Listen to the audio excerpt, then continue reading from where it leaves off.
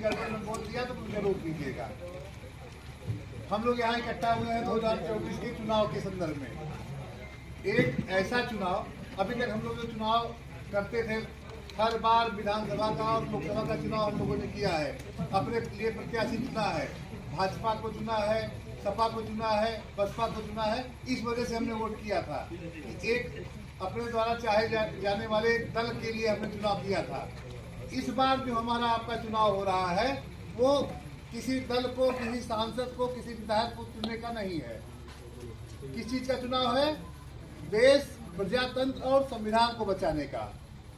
अच्छा, बड़ा आश्चर्य का विषय है, इस पे कौन सा खतरा आ गया, एक प्रश्न उठता है। लेकिन खतरा बहुत बड़ा है। खतरा कैसे बड़ा हुआ? तो कभी कभी हंसी की बात होती है कि किसी ने कोई बात कर दी तो हमें आपको हंसी आ जाती है, व्यंग कर दिया, हंसी आ जाती है। तो भाजपा के साथी पिछले 10 सालों से एक रिकॉर्ड उनका बज रहा है कि देश में वंशवाद चल रहा है। वंशवाद क्या चल रहा है कि तमाम पार्टियां अपने बच्चों को आगे बढ़ा रही हैं। और ये बात बोलता कौन है? ये बात बोलते हैं अमित शाह, जो उनके बच्चे भी आगे इस तरीके से चल रहे हैं। ये बात बोलता कौन है? राजनाथ सिंह बोलते हैं, उनके दोनों बच्चे विधायक सांसद बन के घूम रहे हैं। तो भाजपा के जितने लोग हैं, अगर वो वंशवाद की चर्चा किए तो आपको हंसी आ जाएगी, क्योंकि जितने लोग चर्चा कर रहे हैं उनके सारे बच्चे पीछे से चले आ रहे हैं। कहीं थोड़ा बहुत वंशवाद बचा तो कांग्रेस के ही लोगों को लाके आगे बढ़ा ले रहे हैं। तो उनके मुंह से ये चीज अच्छी नहीं लगती। फिर भाजपा के साथी चर्चा करते हैं महंगाई की। महंगाई की चर्चा करेंगे तो जैसे ही आप सिलेंडर की तरफ नजर पड़ेगी आपकी, तो आप देखेंगे कि आपको हंसी आ जाएगी। क्योंकि 300, 350, 400 रुपए में जब सिलेंडर आता था तो वो इन लोगों को महंगा लगता था। आज का जो सिलेंडर है वो 1100 रुपए का हो गया और ये लोग महंगाई की बात करते हैं। सरसों का तेल आप खरीदने जा रहे हैं तो 175 रुपए तक बिका है। एक सरसों का तेल 175 रुपए में बिका है। अरहर की दाल 155, 165 रुपए तक बिक गई, जो कि 50, 55, 60 रुपए में मिलता था। तो अगर ये लोग महंगाई की बात करेंगे तो हंसी आ जाएगी आपको। नारी सुरक्षा की चर्चा करते हैं, एक बार हुआ था, बहुत हुआ नारियों पे अत्याचार, अब की बात पता नहीं कौन सी सरकार। तो इस बार आप देखिए कि नारियों की सुरक्षा की बात होगी तो आपको हंसी आ जाएगी, क्योंकि एक महिला कांस्टेबल अगर फैजाबाद से निकल रही है, सुल्तानपुर से फैजाबाद जा रही है और बीच में उसके साथ छेड़छाड़ हो जा रहा है, तो हमें तो नहीं लगता कि महिलाएं बड़ी सुरक्षित है। तो जितना कुछ काम यहाँ हो रहा है, जितना कार्यक्रम चलाया जा रहा है भाजपा की तरफ से, वो सारे लोग परेशान हैं। यहाँ पे 2-4 प्रधान भी बैठे हैं, वो लोग खुद देख लें कि क्या वो अपने मन का काम कर पा रहे हैं। अगर कोई प्रधान हो और एक लाइन बोल दे, गलत बोल दे, क्या कोई नहीं प्रधान है? प्रधान लोग आगवानी में। चलिए, अगर आप पता कर लीजिए किसी भी प्रधान से, तो वो अपने मन का काम नहीं कर पा रहा है। वहां से उन्होंने भेज दिया कि जी आपको ये करना है, उन्होंने कर लिया, काम खत्म हो गया। कांग्रेस की सरकार ने मनरेगा की एक स्कीम लाई और प्रधानमंत्री जी ने कहा कि असफलता का स्मारक है, और उसी मनरेगा को धीरे धीरे करके उसको एम्पावर्ड किया गया। तो आज की डेट में आप देखिए कि मनरेगा से जो काम दिया जा रहा है उसी को सरकार नौकरियों के श्रेणी में ला रही है कि हम नौकरी कर दे रहे हैं। आप चर्चा कर सकते हैं अग्निवीर योजना, जो सैनिकों के देश में सैनिक व्यवस्था लाने के लिए। अभी बीच में एक बड़ी चर्चा हुई थी कि जब नेहरू जी आए थे, हम प्रधानमंत्री हुए थे, तो उन्होंने कहा कि अस्थायी सैनिक हमें नहीं चाहिए, हम लोग शांतिप्रिय लोग हैं। और इसकी बड़ी बुराई हुई कि नेहरू जी ने मारा चौपट कर दिया, जिससे कि चीन का हमला हुआ और चीन हमारा हिस्सा लेके चला गया, हमारी जमीन लेके चला गया। और आज की डेट में वही अग्निवीर के नाम पे वही काम हो रहा है। ये सरकार हम लोगों को अग्निवीर जैसी खराब योजना के साथ धकेल रही है और हमारा नुकसान करने के आमादा है। अग्निवीर में 4 साल की नौकरी मिल रही है, और आपको जान के आश्चर्य होगा कि उसमें मरने वाले व्यक्ति को न तो कोई पेंशन मिलेगी और न ही उसको शहीद का दर्जा मिलेगा। अब एक चीज सोचिए कि कौन ऐसा व्यक्ति है जिसको कुछ नहीं मिलेगा, उसके बावजूद देश के लिए प्राण अर्पित करेगा। देश में देश के लिए जो जान देता है उसकी जिम्मेदारी देश की होती है। सरकार ने पूरी कोशिश कर डाली कि इन चीजों को, देश को कैसे कमजोर किया जाए, हमारे आपकी अर्थव्यवस्था को कैसे कमजोर किया जाए, हमारी आपकी शिक्षा की चर्चा होती है। एक छोटा सा उदाहरण ले लीजिए, कभी कभी हम लोग जहां हमारे पास ट्रेन की व्यवस्था नहीं रहती तो प्राइवेट बसें चलती है और उनका किराया लेते वक्त वो लोग अपने मन का किराया लेते हैं, लेकिन उसी जगह जहां सरकारी बसें चलती हैं तो वहां जब प्राइवेट बस चलती है तो कंडक्टर पहले बताएगा कि सरकारी से कम है। तो सरकारी व्यवस्थाएं, शिक्षा की चर्चा मैं कर रहा था, सरकारी स्कूल अगर है तो प्राइवेट स्कूल के ऊपर नियंत्रण बना हुआ है। जैसे सरकारी व्यवस्था समाप्त होगी सब लुटेरे हो जाएंगे, लूट के रख देंगे। और इस सरकारी स्कूल में हमारे आपके बच्चे पढ़ते हैं, कमजोरों के बच्चे पढ़ते हैं, जिनके पास धन अच्छी मात्रा में उपलब्ध है वो तो सीधे भेज दिए, बस आती है वहाँ भेज दिए जयपुरिया या फिर बनारस के किसी विद्यालय में भेज दिए। हमारे आपके पास कोई ऐसी व्यवस्था नहीं रह जाएगी अगर ये सरकारी व्यवस्था कम कर दी गई तो। और इस तरीके से अगर हमें लगता है कि हम लोग आगे चल पाएंगे तो आगे नहीं चल पाएंगे, क्योंकि सरकारें लोक कल्याणकारी सरकार होती है, लोक कल्याणकारी राज्य होता है जो हमारे आपके हित साधन में लगा रहता है। हमारे आपका जीवन कैसे बेहतर हो, हमारा आपका जीवन कैसे बेहतर हो, इसमें सरकारें लगी रहती हैं, उनका काम यही है। आप देखिए कि लोकतंत्र की हत्या हुई दिल्ली में, बिना किसी आरोप के, बिना किसी अपराध से उनको भर्ती कर दिया गया जेल में।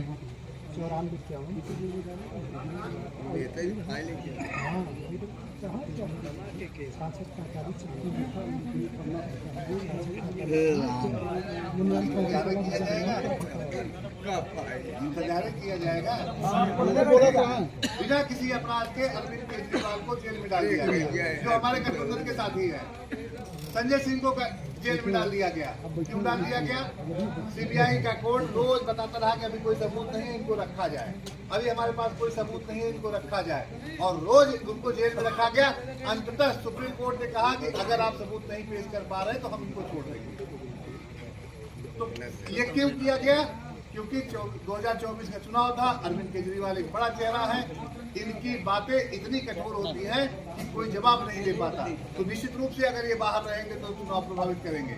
आप लोग यही इसी लोकसभा के चुनाव की चर्चा हो जाए कि आज चूंकि बरसठी जहाँ मेरा मूल निवास है वो क्षेत्र पूरा सारे के सारे ब्राह्मण नाराज है, और आज उनको मनाने के लिए ब्रजेश पाठक जी का कार्यक्रम लगा था। ब्रजेश पाठक जी आए, सारे ब्राह्मणों ने बहिष्कार किया उस कार्यक्रम का, और उनका जहाज यहाँ लैंड ही नहीं किया। उन्होंने देखा कि कोई है ही नहीं, कुर्सियां खाली रह गई।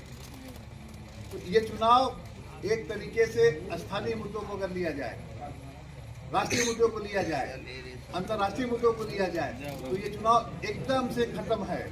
और यही हाल पूरे देश में कमोबेश है, क्योंकि जिस तरीके का इन्होंने कार्यक्रम रचा, कि सब झूठ पे काम चला, सब झूठ पे काम चला, और आज की डेट में सारा झूठ इनका खुलता चला जा रहा है, सारा फरेब सामने आ गया है। ये जो 400 पार का नारा इन लोगों ने दिया, अच्छा आप सोचिए कि अगर कोई जीत रहा होता है तो तुच्ची हरकत करता है। खजुराहो में, अहमदाबाद में, इंदौर में इन लोगों ने जो प्रत्याशी अपना पर्चा दाखिल किए थे उनसे अंतिम दिन पर्चा उठवा लिए। अगर इनकी जीतने की हालत नहीं होती तो इस तरीके की हरकत करते? इतना आप एकदम से मान लीजिए कि कतई कहीं नहीं ये जीत रहे हैं। और हमें आपको क्या करना है, इस क्रम को धीरे धीरे आगे बढ़ाना है, क्योंकि अब चुनाव 10 दिन का बचा है फिर से, और आने वाले दिनों में आपको रोज सुबह एक नई खबर मिलेगी कि उन्होंने इनको गरिया दिया, इस बिरादरी ने इसको मार दिया, ये अखिलेश जी ने ये बोल दिया, राहुल गांधी ने ये बोल दिया। ये रोज एक प्रोपेगेंडा आपके दिमाग में भरा जाएगा, क्योंकि क्योंकि इनके पास जितने संसाधन हैं, चाहे तो मीडिया हो, सोशल मीडिया हो, इसके थ्रू हमारे आपके ब्रेन को वॉश करते हैं। और अगर हम लोग इनके इन संसाधनों के भरोसे रहे तो निश्चित रूप से हमारा आपका ब्रेन वॉश कर दिया जाएगा। इसीलिए इतने अच्छे लोग हैं वो मना कर रहे हैं कि आप टीवी मत देखिए। टीवी आप देखिए 15 दिन तक देख लीजिए टीवी, तो आपको लगेगा देश में सब बहुत अच्छा है। लेकिन जब आपको पता चलेगा कि जितनी नौकरियां आज तक नौकरियों की भर्ती आई है सब ब्लैंक गई, सब में पेपर लीक हो गया। कोई आप जानिए कि बगल का राज्य बिहार है, वहाँ बिहार में नौकरियां धुआंधार चल रही हैं। हमारे यहाँ के बच्चे जाके वहाँ नौकरी पा रहे हैं।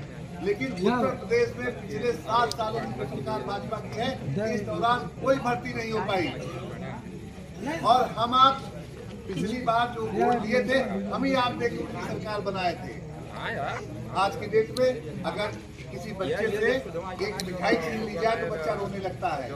हमसे आपसे नौकरियां छीन ली जा रही हैं, हमारे आपका रोजगार छीन लिया गया। कोरोना काल में सारी फैक्ट्रियां बंद हो गई, हमें आपको मजबूर कर दिया गया कि जी पैदल चलिए। और मुंबई से तमाम लोग मोटरसाइकिल से, साइकिल से, बड़ा हल्ला मचा था कि कोरोना काल में एक बच्ची बिहार चली आई साइकिल से अपने बाप को लेके। इस स्थिति में लाने वाले लोगों को हम लोगों को माफ नहीं करना है। बड़ा नया मामला एक आया है कोविड वैक्सीन का, जो था वैक्सीन जबरदस्ती लगवा दिया सबको, और जितने सरकारी कर्मचारी थे उनकी तो दशा और खराब है, उनका वेतन रोक दिया गया। जितने लोग सरकारी कर्मचारी या उनके परिवार के लोग होंगे उनको पता होगा कि उनका वेतन रोक दिया गया कि जब तक आप वैक्सीन नहीं लगाएंगे तब तक आपको वेतन नहीं दिया जाएगा। अगर आप जहाज से यात्रा करना चाह रहे थे तो आपको मना कर दिया कि नहीं, यात्रा तभी हो पाएगी जब आपके पास वैक्सीनेशन का सर्टिफिकेट होगा। आज जब पता चला कि नहीं, हमने तो पहले बता दिया था कि साहब इससे हार्ट अटैक हो सकता है, ब्रेन स्ट्रोक हो सकता है, तो सरकार कह रही है कि हमने तो कभी जबरदस्ती किया ही नहीं था। आप खुद जानते हैं उस समय चुनाव था प्रधानी का, शायद उसमें कहा गया था कि अगर जिसके पास वैक्सीनेशन का सर्टिफिकेट नहीं होगा वो एजेंट नहीं बन पाएगा। बनता क्या नहीं करता, सब पे वैक्सीनेशन करवाया। और इसी वैक्सीनेशन वाली कंपनी से, कोविशील्ड वाली कंपनी से इस सरकार ने 555 करोड़ रुपया चंदा ले लिया। तो इतना मानने में हमें आपको क्या हक है कि इन लोगों ने चंदा लेने के लिए जबरदस्ती वैक्सीन डाल दी हमारे आपके शरीर में। अगर हम आप ये मान के चलेंगे कि इन्होंने बड़ा अच्छा काम किया है, तो ये अच्छा काम किया हमारे आपके ऊपर। और आए दिन कुछ न कुछ खबर मिलती रहती है कि कोई फला गाँव में एक आदमी मर गया, क्यों, हार्ट फेल हो गया, चलते चलते हार्ट फेल हो गया। तो और बड़े मजे की बात, इसके पहले